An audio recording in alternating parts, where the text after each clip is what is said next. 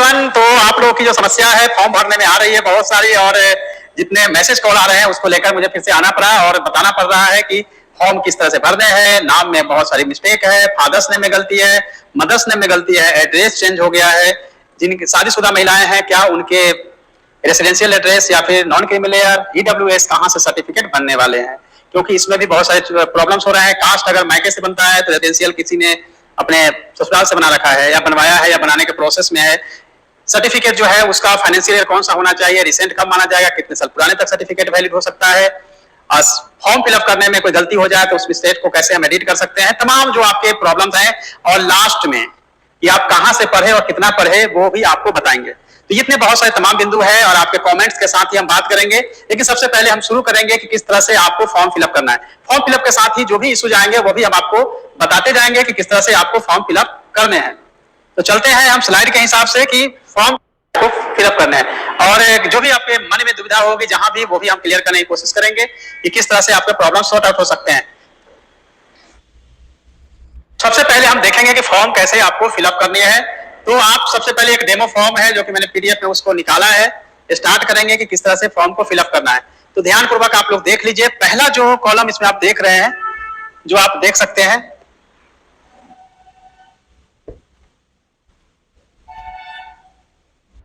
Form भरना बहुत carefully है। साथ में सर्टिफिकेट, कई सारे सर्टिफिकेट हो सकते हैं कि आपके पास नहीं भी हो, सर्टिफिकेट प्रोविजनल हो या ओरिजिनल नहीं है। कई बार होता है कि प्रोविजनल आपके पास है, ओरिजिनल नहीं पहुंचे हैं, या ओरिजिनल सर्टिफिकेट में नाम में मिस्टेक है, मार्कशीट वाले में फादर्स नेम और मदर्स नेम ठीक है लेकिन बाकी जगह हो सकता है कि नहीं ठीक हो। तो चलते हैं। देखिए, सबसे पहले अगर आप देखेंगे तो उसके हिसाब से आप चलेंगे।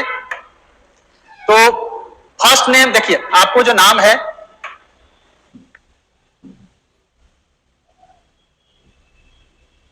मुझे लगता है नाम जो है वो इंटर करना है, जिसमें कि inter first name, middle name और लास्ट नेम। इसमें कई बार प्रॉब्लम यह हो रहा है कि कई लोगों को लगता है कि किसी का नाम राम है और सीधे उसका नाम है राम सिंह, तो लास्ट नेम में सीधे जो है वो सिंह लिखेगा, बीच का जो एरिया है उसको खाली रखेगा। अगर कुमार है, राम कुमार सिंह मारा जाएगा। अदरवाइज क्या होगा कि आपको राम सिंह तक ही जाना है। लेकिन कई ऐसे लोग होते हैं जिनका नाम सिंगल डिजिट का होता है, जैसे हो सकता है कि यहाँ पे अरविंद हो और ना ही उसका सरनेम है ना कुछ है, तो केवल सिंगल आपको अरविंद लिख देना है यहाँ पे, और मिडिल और लास्ट नेम जो है वहां पे आपका नहीं आएगा। देखते हैं कि आगे जो फादर और मदर नेम है उसको भी हम आगे देख लेते हैं कि फादर और मदर नेम में क्या करना है आप लोगों को।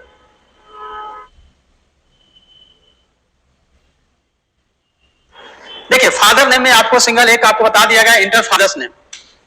आप ये देख रहे हैं, inter father's name, husband name यदि मैरिड है। देखिए, यहां पे लोगों को प्रॉब्लम आ रही है। और एक आप देख लेंगे मदर्स नेम, तीनों को सिलेक्ट करते हैं। यहां पे दिक्कत क्या आ रही है मैं वो बताना चाहता हूं। सबसे पहले तो कई ऐसे लोग हैं जिनके फादर्स नेम में मिस्टेक है, या कोई लेटर्स छूट गए हैं, या कई बार ऐसा हुआ है कि कंटिन्यूटी में है। जैसे मान लेते हैं कि father's name Ram Kumar Yadav, suppose that ये आपका नाम हुआ फादर्स नेम। आपकी दुविधा यह है कि आपका जो है सर्टिफिकेट में ये ऐसे जनरली आप देखते हैं तो वहां पर आप लिख रहे हैं राम स्पेस कुमार और स्पेस यादव, लेकिन सर्टिफिकेट में क्या हुआ है कि राम और कुमार के बीच का स्पेस जो है आपका हट गया है, या आपके सर्टिफिकेट में मैट्रिकुलेशन यानी बोर्ड में ऐसा है और बीएड वाले में अलग अलग है, या बीएड वाले में सट गए हैं, या आपका टेट सर्टिफिकेट सीटेट या स्टेट किया है उसमें आपका ये दोनों स्पेस हट गया है, और बाकी सर्टिफिकेट में जो है वो अलग अलग है, स्पेस के साथ है। इसमें कोई प्रॉब्लम नहीं है, क्योंकि नाम के बीच में अगर स्पेस हट जाता है इससे कोई प्रॉब्लम नहीं है, इसको आप भूल जाइए। जो आपका बोर्ड में लिखा हुआ है स्पेस है तो ठीक है, स्पेस नहीं है तो नो प्रॉब्लम। बट यह हमेशा याद रखें कि जो आपका 10th बोर्ड में जो आपका नाम है, आपके फादर्स नेम है या मदर्स नेम है, उसमें जो लिखा गया है वही फाइनल है। अब जैसे मान लेते हैं कि कई बार क्या होता है कि विवाहित महिलाएं होती है जिनका नाम सपोज दैट कि सीता है, उनका नाम सीता कुमारी है, बट जब आप देखेंगे मैरिज के बाद उनका नाम जो है वो सीता देवी हो जाता है, या कई बार लोग कर लेते हैं, या उनकी शादी किसी से हुई है, मान लेते हैं कि राम जी से शादी हो गई सीता की, तो राम सीता पहले नाम हो गया राम सिंह, ऐसा करके हो सकता है, यानी कि हस्बैंड के नाम के साथ भी उनका ऐड हो जाता है। तो क्या बोर्ड में अगर उनका नाम सीता कुमारी है और हस्बैंड के नाम के साथ उनका ऐड हो गया है तो क्या होगा। देखिए, इसमें क्या होता है कि बोर्ड में जो सीता कुमारी है यही आपका सही नाम है, यही चलेगा।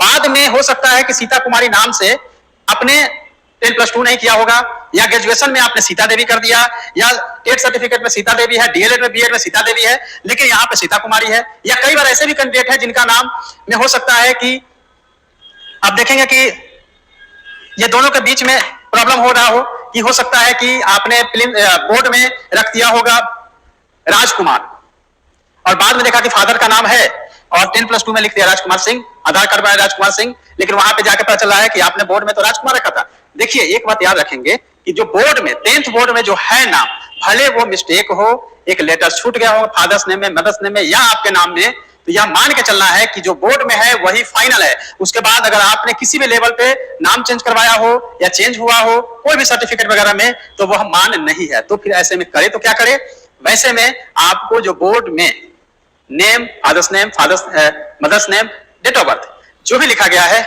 वही फाइनल होगा। लेकिन यदि बोर्ड में आपका एड्रेस कोई जिला हो, पूर्णिया हो, किशनगंज हो, लेकिन अभी इंटर में या फिर 10+2 कर रहे हैं, ग्रेजुएशन कर रहे हैं, आपका एड्रेस पटना का हो जाता है, तो क्या करेंगे, नहीं, एड्रेस के चेंज होने से कोई प्रॉब्लम नहीं हो रहा है, लेकिन यहाँ पे आपको यह देखना है कि जो बोर्ड में लिखा गया है वही फाइनल है। अब ये कई बार होता है कि चलिए बोर्ड में तो सही है, बोर्ड में जो भी नाम है, अपना नाम भी सही है, फादर्स नेम भी, मदर्स नेम भी ठीक है, लेकिन बाद में जो एग्जाम्स हुए, जो भी आपने एग्जाम दिया 10+2 का, शैक्षणिक पर शैक्षणिक दोनों भी सर्टिफिकेट में, वहां पे नाम में मिस्टेक हो गया, लेटर्स घट गए, कोई लेटर बीच में से निकल गया। जैसे मान लेते हैं कि सतीश कुमार है, SATEESH सतीश, लेकिन सतीश के जगह SATESH लिखा गया, डबल ई के जगह एक ई जो है सो गायब हो गया, मतलब ग्रेजुएशन में या टेट में कोई भी सर्टिफिकेट में, लेकिन ओरिजिनली आप देख रहे हैं कि बोर्ड में आपका नाम सतीश है, SATEESH या SATISH है बोर्ड में, बाद के समय में क्या हो गया, SATEESH हो गया। क्या करें, तो जो बोर्ड में था SATISH वही सही होगा, लेकिन बाद के समय अगर कोई लेटर्स गायब हो गए हैं तो बोर्ड वाला मान होगा। और साथ में अगर बोर्ड लेकिन ये मानना जरूरी है कि आपका नाम सही हो या गलत हो, बोर्ड जो है फाइनल है। बीच में जो भी पीरियड में, चाहे आधार में हो, पैन में हो, जहां भी चेंज करवा ले, ड्राइविंग लाइसेंस में, उससे कोई फर्क नहीं पड़ता है, जो बोर्ड है फाइनल है। कई बार आपने बोर्ड में चेंज करवाया कि भाई मेरा नाम तो गलत हो गया है, रजिस्ट्रेशन में तो ऐसा था, चेंज नहीं हुआ, अंडर प्रोसेस है, अंडर प्रोसेस कंसीडर नहीं किए जाएंगे। दूसरा, कहीं भी अगर आपने सर्टिफिकेट को करेक्ट करवाया, करेक्ट होकर फाइनली नहीं आया है, तो जो पहले से नाम है वही फाइनल आपका माना जाएगा। कभी भी रिसेंटली जो दिया गया है उसको नहीं माना जाएगा। बीच में अगर स्पेस में भी अगर नाम में गलती है, कोई दिक्कत नहीं है। फादर्स नेम में अब आ जाते हैं कि फादर्स नेम जो है वो बोर्ड में अच्छा है, 10th बोर्ड में मदर्स और फादर्स नेम ठीक है, बाद में है कि यादव की जगह राय आ गया, यादव की जगह राय आ गया, तो भी जो है एक इशू आपके सामने आ सकता है। देखते हैं कैसे हो सकता है। जैसे कि राम पुकार यादव, लेकिन ये आपका है, बाद में क्या हुआ कि ये नाम हो गया राम पुकार राय, राय हो गया या रॉय हो गया। तो ये जनरली कई बार होता है कि जब हम बनाते हैं सर्टिफिकेट तो बोर्ड में कुछ होता है, बाद में लगता है कि ये तो पापा के नाम या आधार में या उनके खुद के सर्टिफिकेट में जब उन्होंने बोर्ड किया 10+2 किया तो उसमें तो राय था, लेकिन जब हमने स्कूलिंग कर रहा था और जब हमने पास किया तो वहां यादव हो गया, इनका नाम तो राय है। तो अब ऐसे क्या करें, ये भी एक सिचुएशन आ रहा है आप लोगों के सामने।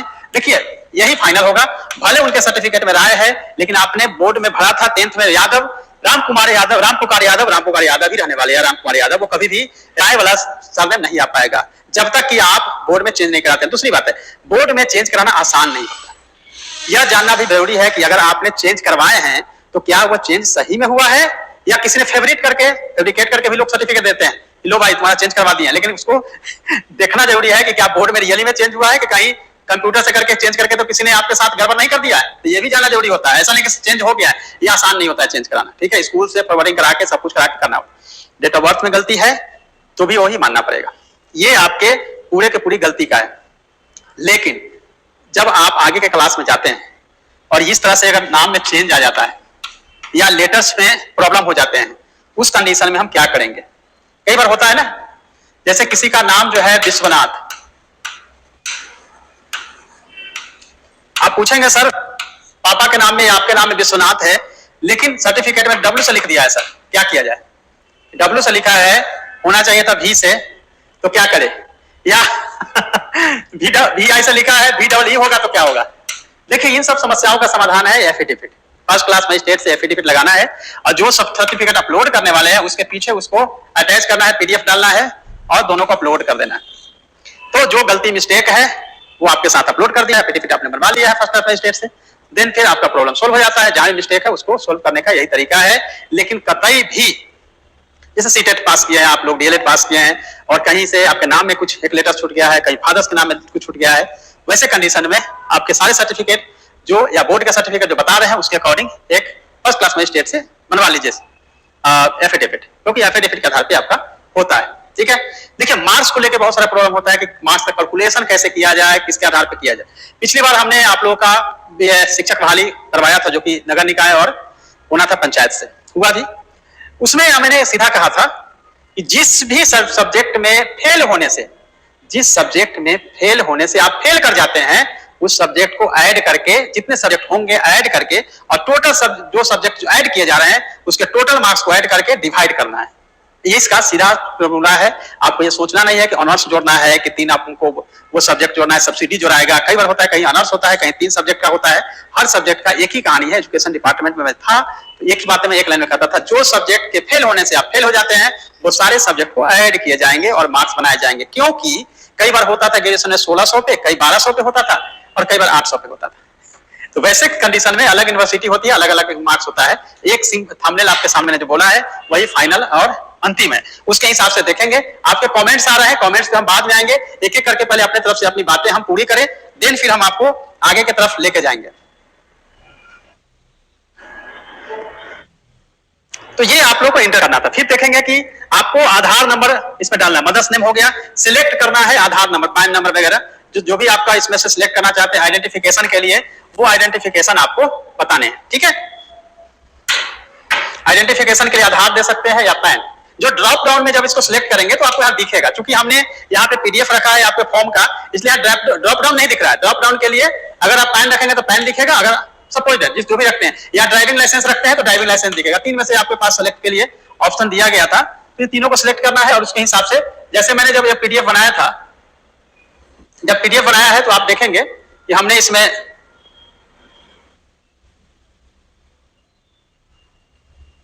तो हमने जो सिलेक्ट किया था, चूंकि हमने सिलेक्ट किया था आधार, इसलिए यहाँ पे आधार दिख रहा है कि please inter 12 digit Aadhaar number. अगर हम सिलेक्ट करते ड्राइविंग लाइसेंस या पैन नंबर तो पैन कार्ड के हिसाब से यहाँ पर आता। ठीक है, तो ये आपके साथ है। फिर आप उसके बाद हम देखेंगे, नेक्स्ट आप देख लीजिए। सबसे पहले तो आपको देखना है कि आप इंडियन सिटीजन है। आपका देखिए आगे है इंडियन सिटीजन में यस डाल देंगे, ड्रॉप डाउन में आएगा। उसके बाद आपको बिहार से आप है कि origin of state of Bihar, yes, क्योंकि ये दोनों चीजें होना जरूरी है। बिहार के नहीं होंगे तो आप फॉर्म भर नहीं पाएंगे। उसके बाद क्या है कि inter permanent residential certificate details जो है, इसमें सर्टिफिकेट नंबर देना है और कब इशू हुआ है वो देना है, परमानेंट रेसिडेंशियल सर्टिफिकेट देना है और आपको बताने हैं। उसी के तहत आप देखेंगे कि कैटेगरी आप पहले रिजर्वेशन ले रहे हैं तो ईडब्ल्यूएस है, एससी है, एसटी है, ईबीसी है, बीसी है, ये आपको सिलेक्ट करना है।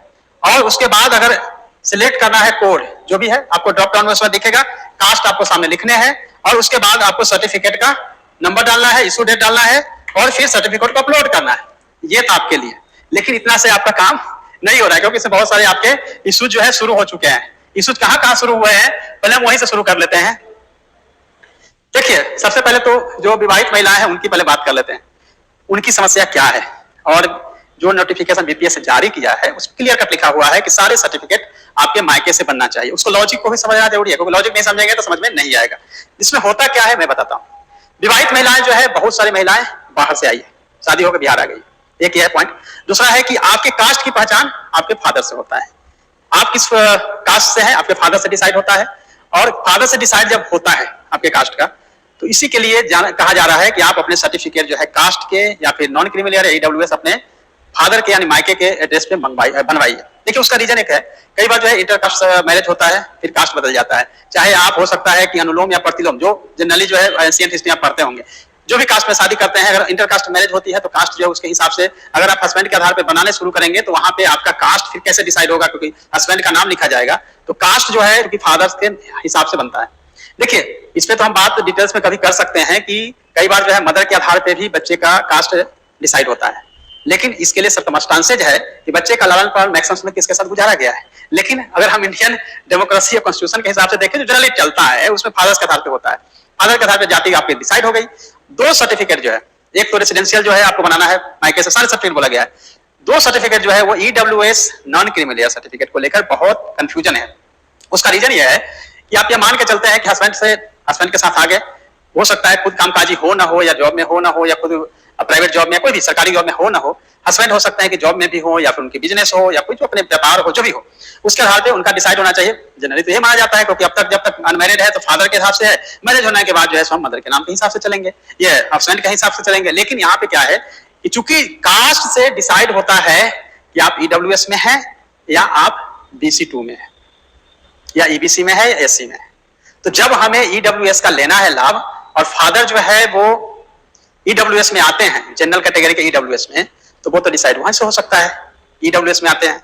जब ईडब्ल्यूएस कास्ट का डिसीजन जब होगा फादर के आधार पे, तो ईडब्ल्यूएस कास्ट के आधार पे मिलना है, क्योंकि ऐसा नहीं हो सकता है कि BC2 BC1 या SC को देना है ईडब्ल्यूएस का सर्टिफिकेट, मिलना ही नहीं है। तो ऐसे में कास्ट से डिसाइड होगा, कास्ट के बाद भले इनकम के आधार पे चलता है, तो इसीलिए फादर के नाम से हिसाब होगा, नंबर 1। नंबर 2, जो BC2 में है जिसको नॉन क्रिमिनल सर्टिफिकेट बनाना है, तो उसमें भी यही है कि जो भी BC2 के कास्ट कैटेगरी में आते हैं उनका नॉन क्रिमिनल सर्टिफिकेट वहीं से बनना है, कोई कास्ट का डिसीजन फादर हो रहा है।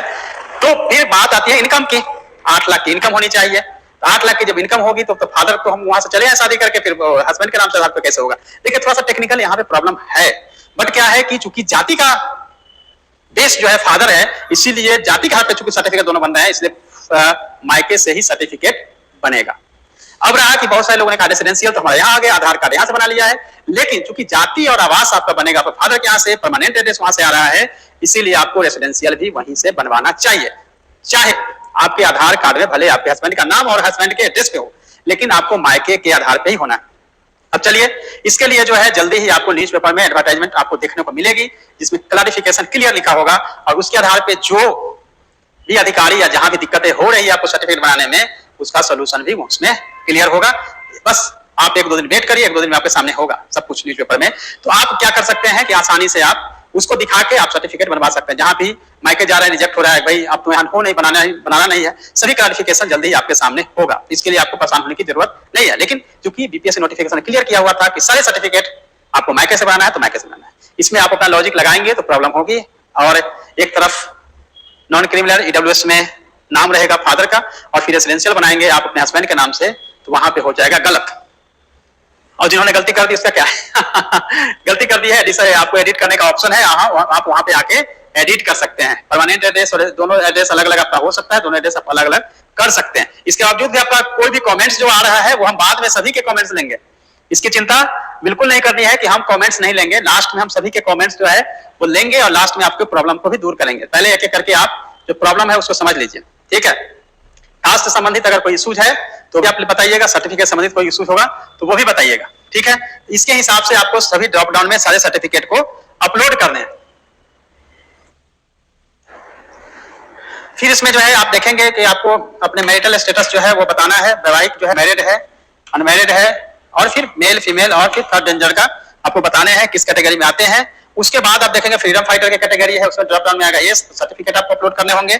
ईडब्ल्यूएस का है या फिर फिजिकली जो चैलेंज्ड है, डिसेबिलिटी है, उसके हिसाब से अलग अलग, हियरिंग का है, विजिबल है, उसके हिसाब से उनको एस में जो भी रिजर्वेशन का लेना चाह रहे हैं उसके हिसाब से आपको आगे करना पड़ेगा। उसी तरीके से देखेंगे, उसी का हम देखेंगे कि आगे का पार्ट है। एक सर्विसमैन के लिए भी वही है कि एक सर्विसमैन है तो यस, और है तो सर्टिफिकेट आपको प्रोवाइड कराना पड़ेगा। हाँ, कई बार एक क्वेश्चन आता है कि हमने तो कैटेगरी भर दिया, सर्टिफिकेट हमने दिया जो वैलिड नहीं था, चाहे वो हो सकता है कि दिव्यांग जनों के लिए हो या एक्स आर्मी मैन हो या कोई कास्ट का हो, कि सर्टिफिकेट तो हमने कहा था कि चलो ये है, सर्टिफिकेट हम वैलिड नहीं हुआ, तो क्या अगर हम सपोज दैट कि एससी कैटेगरी में है, हमने दिया भी और सर्टिफिकेट हमारा वैलिड नहीं है, तो हमारे साथ क्या होगा, हम अमान्य हो जाएंगे या हमारी पात्रता खत्म होगी? नहीं, ऐसा नहीं होगा। अगर आप कोई सर्टिफिकेट के आधार पे अगर रिजर्वेशन का लाभ नहीं ले पाते हैं तो आप सीधा समझ लेना है कि आप जनरल कैटेगरी में आ जाएंगे। इसके लिए ऐसा नहीं होगा। हाँ, लेकिन मिसशिप करेंगे, कोई सर्टिफिकेट गलत लगाएंगे या फिर आप कहेंगे कि मेरा सर्टिफिकेट बिल्कुल सही है और आपने शपथ लेकर बोल दिया, नीचे आपने डिक्लेरेशन दे दिया और सर्टिफिकेट गलत है, भले हो सकता है पुराना होगा तो कोई बात नहीं, लेकिन गलत सर्टिफिकेट होगा तो फिर आप पे कार्रवाई हो सकती है। सर्टिफिकेट आप हमेशा सोच समझ के दीजिए, लेकिन ये नहीं है कि सर्टिफिकेट हो सकता है कि अगर आपने लगाया है और पुराने के आधार पर, जैसे सर्टिफिकेट जो है ईडब्ल्यूएस और इसको दोनों को समझ ले पहले, जो BC2 है या ईडब्ल्यूएस, उनको किस समय का सर्टिफिकेट बनाना है। ध्यान से आप लोग सुनिए, किस समय का होगा। सबसे पहले समझ लेना है कि सर्टिफिकेट जो है आपको देखना है, देखिए 1/4/2022 से लेकर 31/3/2023 इस पीरियड के आधार पे आपका दोनों ही सर्टिफिकेट बनेगा, नॉन क्रिमिनल सर्टिफिकेट एनसीएल और ईडब्ल्यूएस।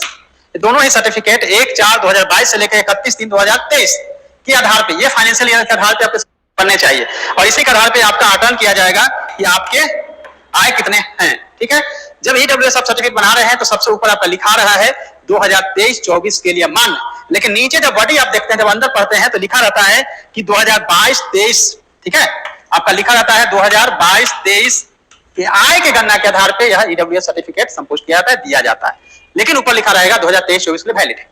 तो ये ध्यान रखना है कि यही सर्टिफिकेट आपको अपलोड करना है ईडब्ल्यूएस के लिए। नॉन क्रिमिनल सर्टिफिकेट में भी यही समझना है, लिखा होना चाहिए 2022 से 23 के आधार पे। सो एक साल से पुराने होंगे सर्टिफिकेट, वह मान नहीं होंगे और आपको करेंट बनाने पड़ेंगे, और चूंकि सर्टिफिकेट और इशू डेट भी आपको उसके हिसाब से देने हैं, ठीक है, तो उसके हिसाब से आपको करना पड़ेगा प्रयास सर्टिफिकेट के लिए। सर्टिफिकेट संबंधित और भी बहुत सारे इश्यूज है जो हम एक एक करके आपको बताएंगे किस तरह से आपको देखने हैं सर्टिफिकेट क्या आपको इश्यूज आ रहे हैं। जैसे आपको दक्षता का परीक्षा है, दक्षता परीक्षा में आ जाते हैं, आपकी दक्षता परीक्षा है किस वर्ष है, पात्रता का वर्ष है, कौन से आप दक्ष हैं, पेपर 1 में, पेपर 2 में, यानी कि आपको देखना है कि माध्यमिक के लिए है, उच्च माध्यमिक के लिए है, सब अलग अलग है। ठीक है, देखेंगे पेपर 2 यानी कि 10+2 के लिए है और पेपर 1 9-10। ठीक है, तो इसके आधार पे आपको देखा जाएगा कि किसके लिए आप मान्य है, उसके हिसाब से सर्टिफिकेट नंबर ये सब अपलोड करने हैं। लेकिन अगर सर्टिफिकेट नंबर नहीं है, जो कि सीटेट में हो सकता है, सीरियल नंबर है, तो वहां पे आपने देखा होगा चेयरमैन साहब ने कहा है कि नॉन एप्लीकेबल एनी आप लिख के, और ये केवल सीटेट और बाकी सर्टिफिकेट जो भी सर्टिफिकेट है उसके लिए बात की जा रही है। और बात है कि आपके पास मार्कशीट है, सर्टिफिकेट नहीं है उसका भी सोल्यूशन है। अगर आपके पास मार्कशीट है, चलते हैं आगे, क्योंकि एजुकेशनल क्वालिफिकेशन की बात हम नेक्स्ट आगे ही करेंगे, तो उसके हिसाब से हम बात करते हैं। ये तो आपके सर्टिफिकेट जितने भी है, स्टेट आपका उसके पेपर के हिसाब से आपको अपलोड करने हैं, स्टेट है, पेपर फर्स्ट है, यानी 10+2 के लिए है, तो उसके हिसाब से सर्टिफिकेट आपको ओके करने हैं और अपलोड करने हैं।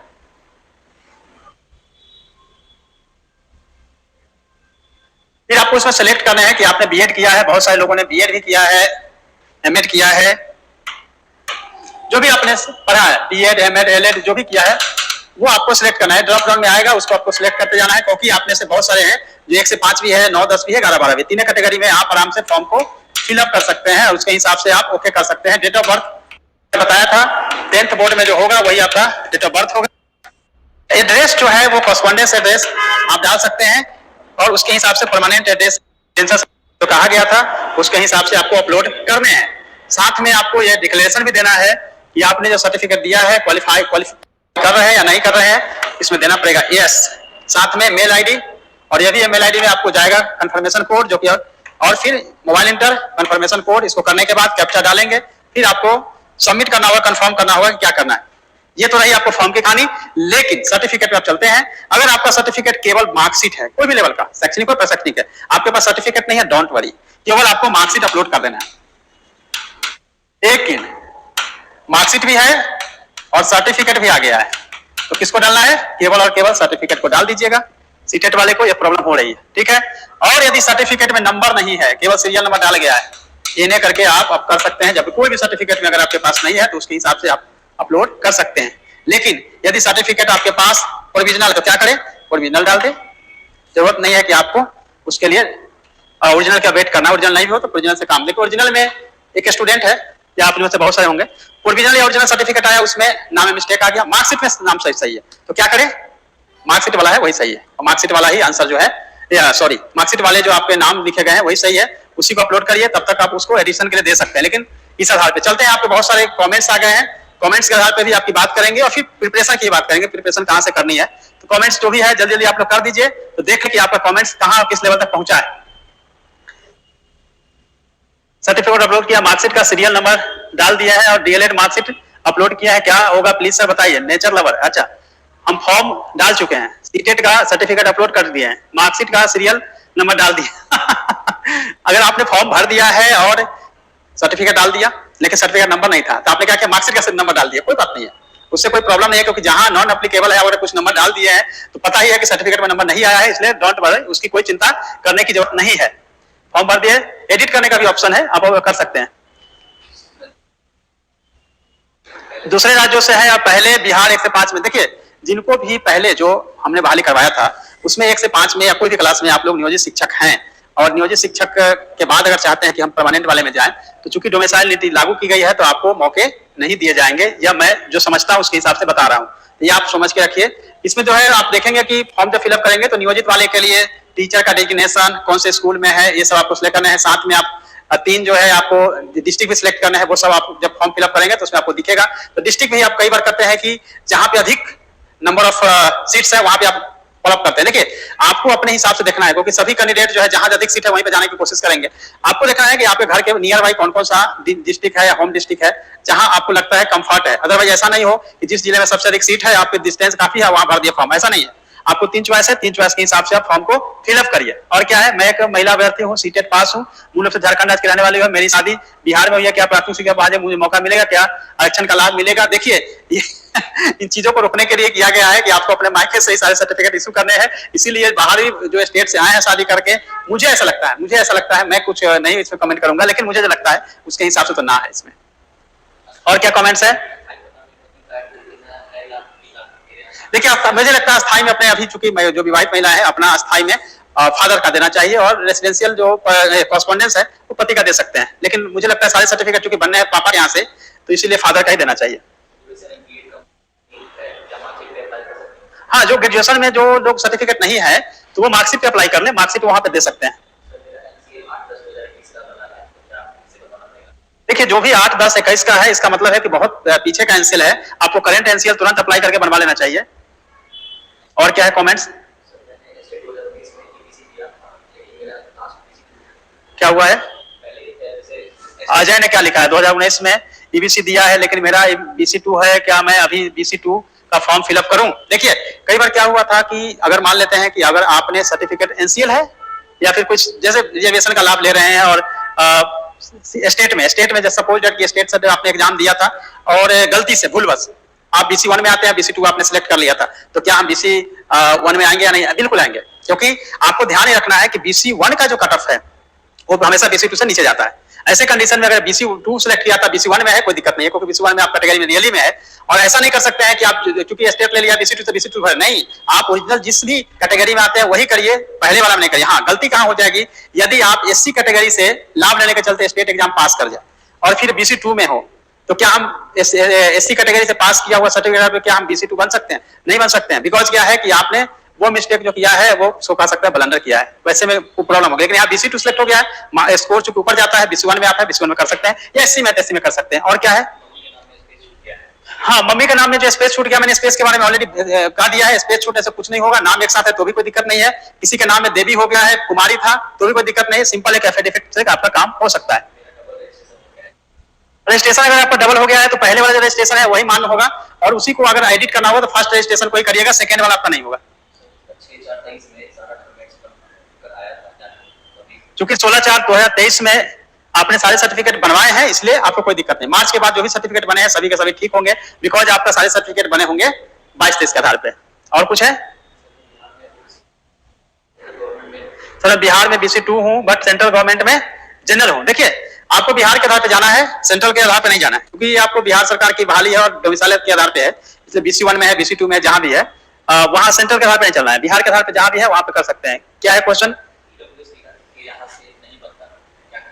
देखो अभी चूंकि नोटिफिकेशन आएगी, खुशबू राय, तो आपको EWS जो है पिता के यहाँ से बनेगी। नेक्स्ट क्या है क्वेश्चन?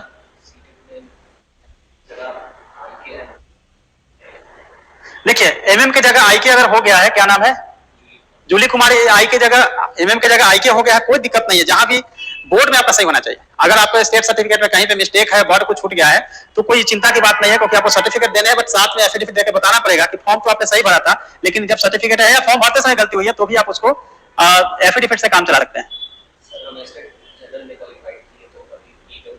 हाँ अगर आपने स्टेट जनरल में क्वालिफाई किया है, EWS का लाभ ले सकते हैं, इसमें कोई दिक्कत नहीं है।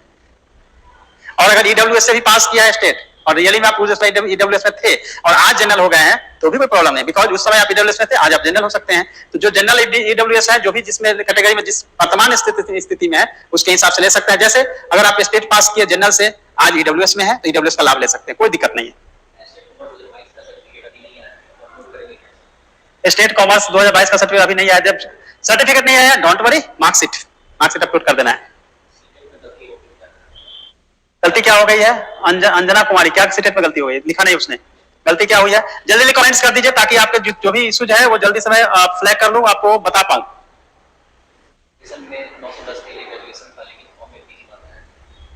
नोटिफिकेशन में 9-10 के लिए ग्रेजुएशन था लेकिन फॉर्म में पीजी मांग रहा है। नहीं नहीं नहीं, 9-10 के लिए पीजी नहीं मांग रहा है। आपको सिलेक्ट कर जो ड्रॉप डाउन है उसके हिसाब से फिर से आप देख लीजिए, आपसे कहीं मिस्टेक हो रहा है फॉर्म भरने में। देखिए ईबीसी दो चीजें आप ध्यान रखिए, करेंट ट्राई करिए, रेसिडेंशियल हो या ईबीसी हो, एससी हो, एसटी, ये सब बदलता नहीं है, जाति नहीं बदलती है, फिर आपका नहीं भी करेंट होगा नो प्रॉब्लम। ईबीसी जिसमें कि आय का कोई मतलब नहीं है, उसमें नॉन क्रिमिनल का कोई मैटर ही नहीं है, तो अगर पिछले साल अगर आप बनाए हैं तो कोई दिक्कत कहाँ है, क्योंकि वो तो बदलने वाली नहीं है। आपको ईबीसी का मिल रहा है लाभ केवल और केवल उसके कास्ट के आधार पर, उस कैटेगरी में आप आते हैं, इसलिए सर्टिफिकेट बिल्कुल केवल ईडब्ल्यूएस और नॉन क्रिमिनल सर्टिफिकेट जो है 22 के आधार पर अभी बन जाना चाहिए मार्च के बाद। अदरवाइज बाकी सर्टिफिकेट पिछले साल का होगा, कोई इशू नहीं है। हाँ, लेकिन आप चूंकि करंट है, अभी टाइम है तो करंट बनवा लीजिए, लेकिन कहीं भी ऐसा कोई नहीं कर सकता है कि आपने पिछले साल का दिया इसलिए आप नहीं है, क्योंकि कास्ट तो नहीं बदलने वाली है, आय बदलती है, इसलिए आय के आधार पर 2 सर्टिफिकेट जो है करंट चाहिए। लेकिन बाकी सर्टिफिकेट अपडेट कराने में कोई प्रॉब्लम नहीं है, क्योंकि उसके बाद ज्वाइन करना होगा तो लेके जाना पड़ेगा, इसलिए आप कर ले तो अच्छा है, नहीं भी हो पाता है तो डोंट वरी।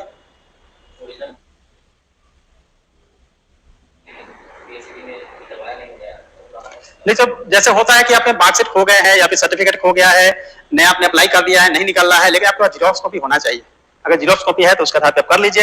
हाँ, कुछ दूसरा है कि आपके कमेंट्स तब तक आते रहेंगे, तब तक मैं आप लोगों को कुछ टिप्स जो है पढ़ने का बता दूं, क्योंकि आप सबके पास जो समय है बहुत ही कम समय बचा हुआ है, कम समय में प्लस लाइए, इधर से कम समय में तैयारी करनी है, रन दीजिए, नो प्रॉब्लम।